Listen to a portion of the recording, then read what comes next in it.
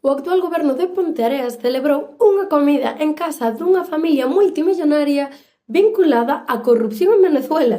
Os de Venezuela non éramos nós. Que caprichosa é a vida, semella un chiste, pero falamos dun escándalo en estado puro.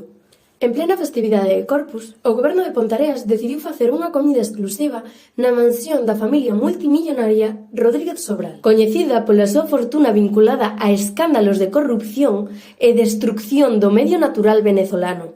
Por se fora pouco, néganse rotundamente a amosarnos a listaxe de convidados, un ocultismo preocupante. É aquí, quizáis, onde se toman as decisións de verdade. No pleno de agosto preguntámoslle directamente sobre este tema. A resposta deixounos case sen palabras. Afirmaron que a comida foi gratuita grazas á caridade dun veciño e que se trata dunha colaboración. E logo, en estes contextos nos que se tecen os fíos, a realidade é que esta resposta só fai que o asunto sexa aínda máis escuro e preocupante.